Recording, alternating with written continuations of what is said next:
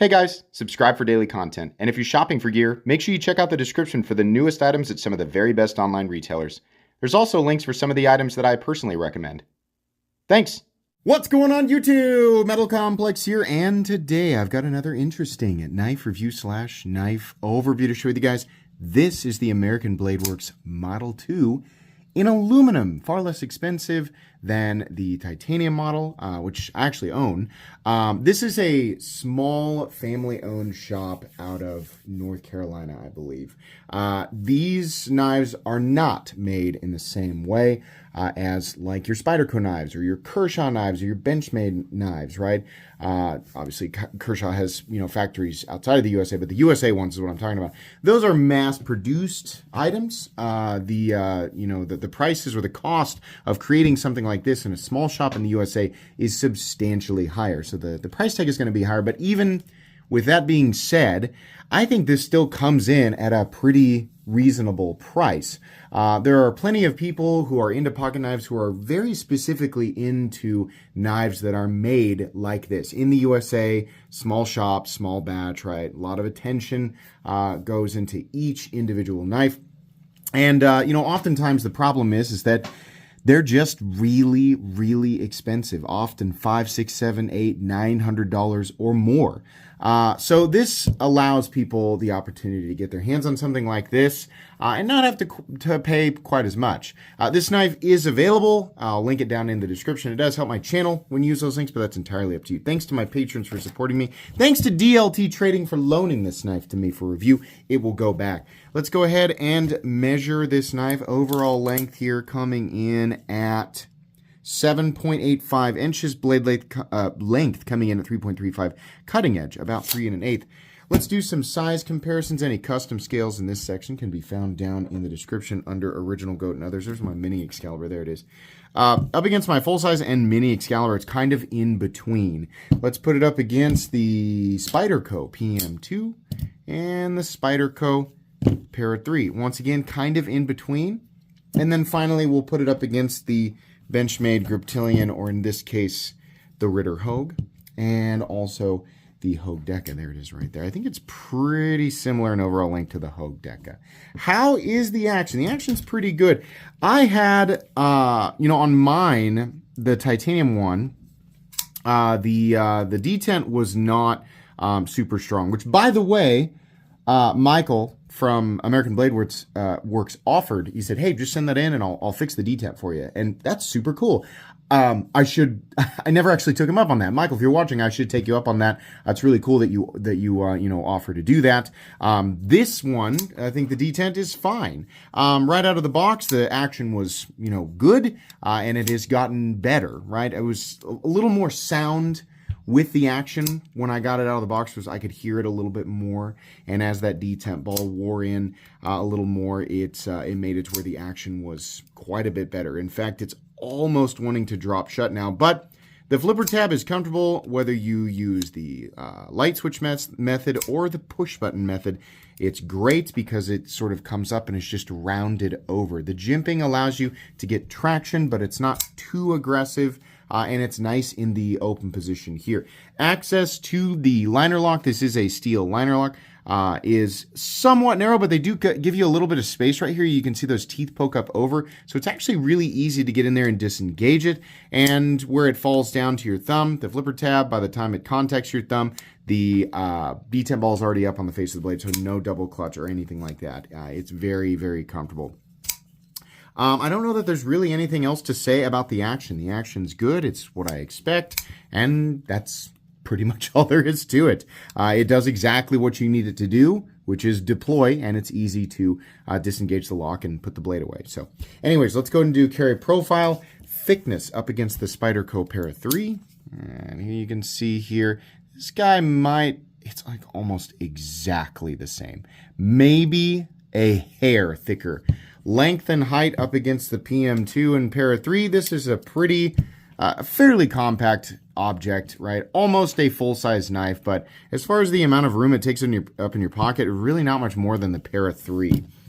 What are we looking at for materials? We are looking at aluminum, which is Much less expensive to machine. I mean, the material itself is less expensive, and it's less expensive to machine versus titanium.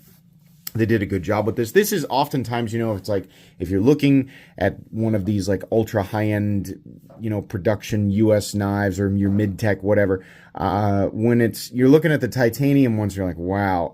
Sometimes you'll find that they do an aluminum version of some model that is substantially less expensive. And I like that. That's kind of the material that I prefer. If I'm looking at some of their more expensive models and I'm thinking, I don't know if I really want to pay that much. Aluminum is generally, that or maybe like a carbon fiber or whatever.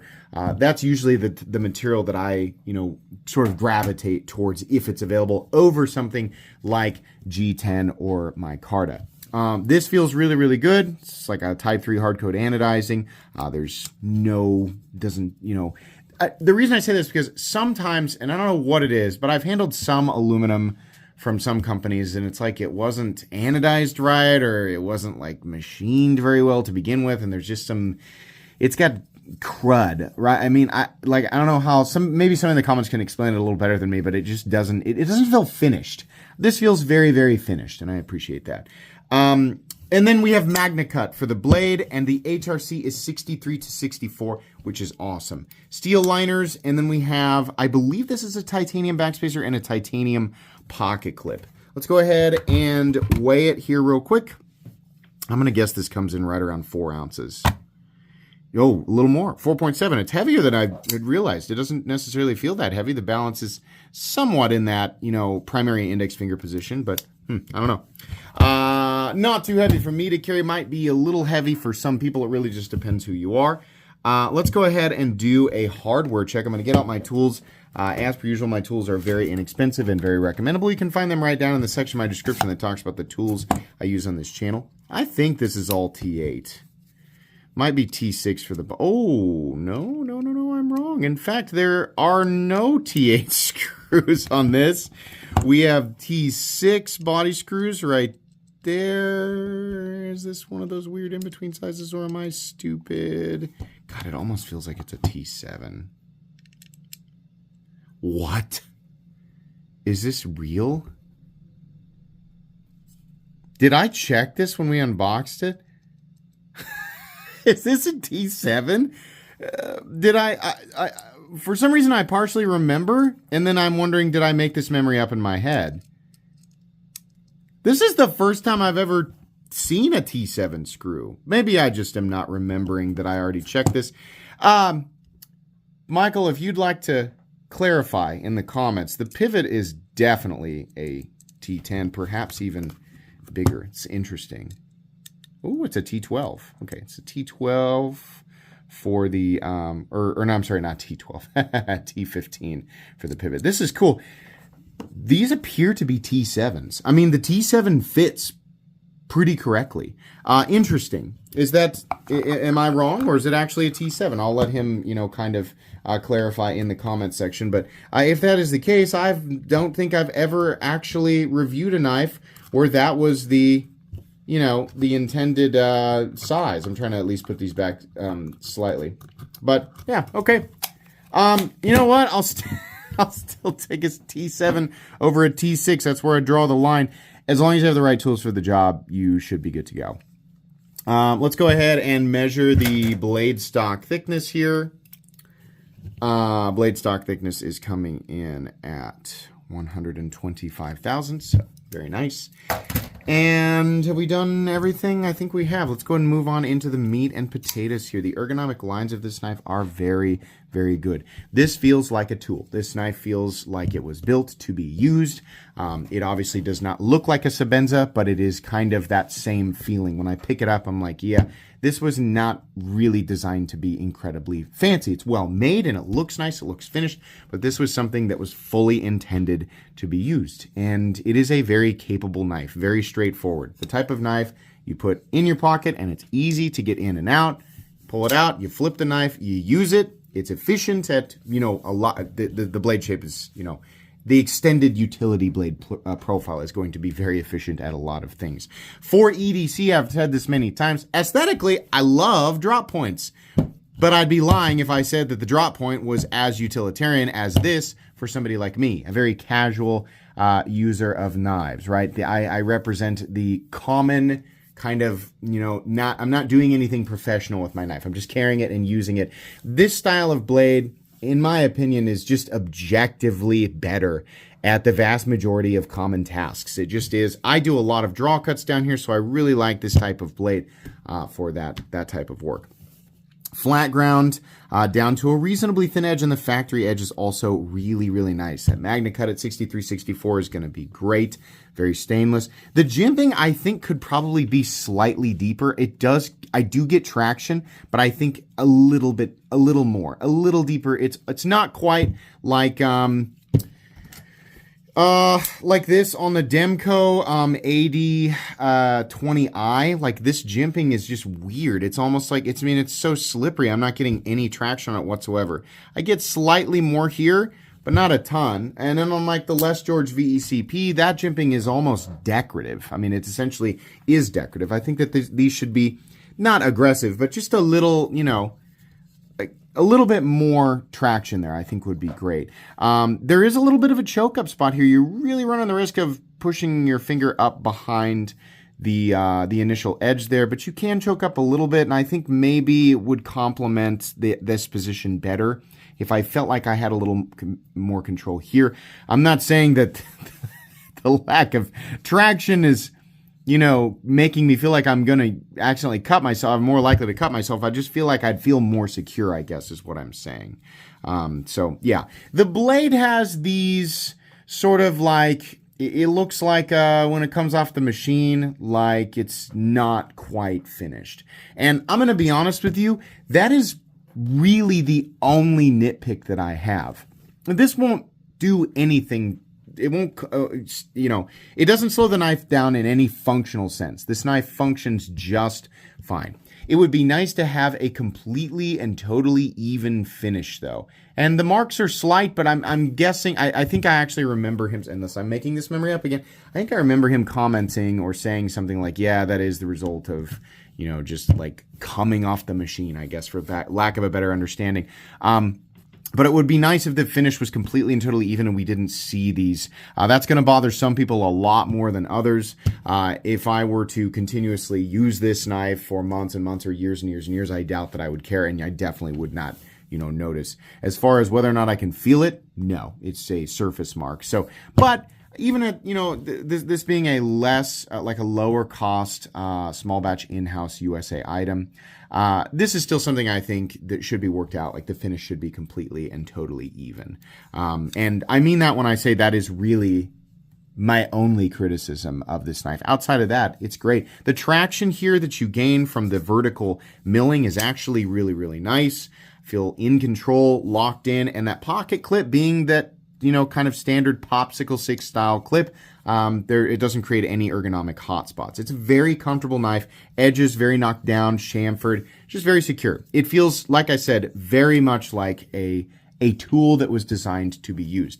It is not a profile that I've never seen before. In fact, there are many knives that appear somewhat similar, right? I mean, the ProTech Malibu is not the same thing, but we have the sort of the quintessential straightforward pocket knife handle with the Wharncliffe blade. And there are plenty of others out there. And we see that a lot because not only do people like the look, but the look, it's not just a look. I mean, it is the profile of a daily use tool. It works very, very well for that.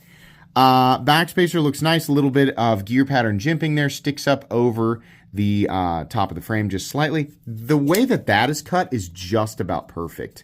I would say maybe closer to this up here would be exactly right. Something else I really appreciate is on the pivot, he's got his logo there, and it's nowhere else. There's no billboarding. It just says Magna Cut on this side. And then it also says Made in the USA on this side of the pivot. I appreciate that, and I appreciate the fact that these are custom. I mean, he almost certainly makes his own hardware, but it's custom made to be captive so that you turn the other side and it doesn't just spin over here, so that's cool. Pocket clip, very simple. We unfortunately have no mounting position on the other side for left-handed people. It's possible he makes a left-handed knife. I honestly don't know. Retention, sort of medium. The clip falls past the halfway line, but again, because of the shape, it's not, I wouldn't call it an ergonomic hot spot. I almost wish that the angle of the clip followed this here. Number one, so that we could carry the knife a little deeper, because it does carry with this much sticking out of the pocket. And number two, I think the cant, I mean, like he's already got a little bit here. I think that would be just fine. The angle that it carries in the pocket, I think that would work. So, but that's more of a preference, right? That's not like a criticism that's universally shared. Your stop pin is located right here, and it is double garage. Well, I say garaged. It's heavily shouldered both in the open and closed position. And because of where it engages, which is completely behind the flipper tab, it does not engage in the forbidden zone. It's not really a forbidden zone. The only forbidden zone is like when it's right up next behind the edge. Like that is the forbidden area. Most of the time, if it contacts here, they go way deeper so that there's plenty of room for material to be removed from sharpening over the years, right? But that is not an issue here, and I'll let you guys take a look at that plunge grind real quick. Not an issue here, so that's great. We have no blade play up, down, left, or right. There's but a hint of lock stick, which I am certain will go away over time. It's not even something that it barely registers. There is no pivot lash. It is, I can hear it, but it is smooth and consistent in here. And most importantly, there's no bumps or divots or anything like that, and it doesn't feel gritty. Detent, I'm going to call that medium to medium light, but perfect considering the shape of the flipper tab. And if you like to push button it, it works just flawless. Like, I think the push button is actually a little more satisfying than the flip. But the detent is just fine for the knife. It probably, truthfully, it probably could be slightly heavier, right? It probably could. I mean, like, I think most people, might say, oh, it's good, but it could be a little heavier. I think that I feel like a lot of people would agree handling this. It's better than the one that I have, but I think it could be slightly heavier. It's just my opinion. Centering, it looks spot on to me, and no lash, no detent lash. Yeah, really my only issue with this is just the inconsistency with the blade finish. For some people, they are not going to care at all. I mean, I will say this. At least, I say that it's inconsistent.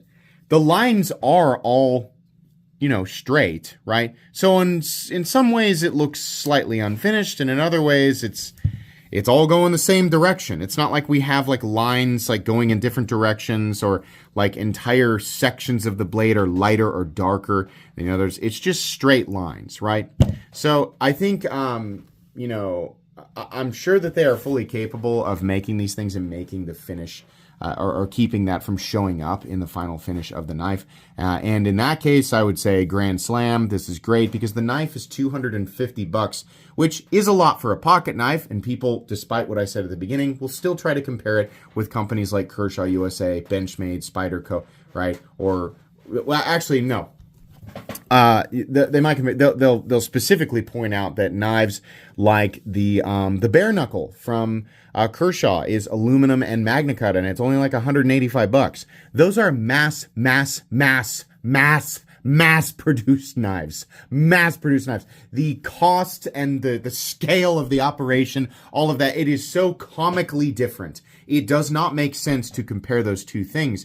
And if if a knife like the Kershaw if all you're concerned with is the price tag, and that's the whole reason that you're buying it, then that's the product that you should buy. But me personally, as much as I love Kershaw, huge longtime Kershaw fan, and there's lots of other companies that are similar, I also am a big fan of buying products that are made by small shop, U.S. businesses, right? In this case, I mean, it's like family-owned, little tiny U.S. shop in North Carolina. I think that's really cool, and I will pay more because it's not just about the utility to me. It's not just about the tool. In this case, I will pay more because of the way that it is made and because I like supporting, smaller knife companies. I just think it's cool. It gives the product a little bit more spirit, a little bit more soul, right? And so $250, honestly, I feel like is pretty darn fair. We need to work on that finish there. Otherwise, a pretty good knife. That's really all that I have to say about that. This is the end of the review. That's where I came to with what I was saying there. So, anyways. Links in the description for this guy. Please make sure to follow me on Instagram at metal_complex. If you enjoyed this video, leave a like. If you'd like to check out my other content, I do, of course, have lots of videos of knives that are either expensive or inexpensive that I do or don't like, so check those out. And if you enjoy all my content, go ahead and click on that Metal Complex logo right there and subscribe because there's definitely more coming. Thanks again for watching, everybody, and have a great day.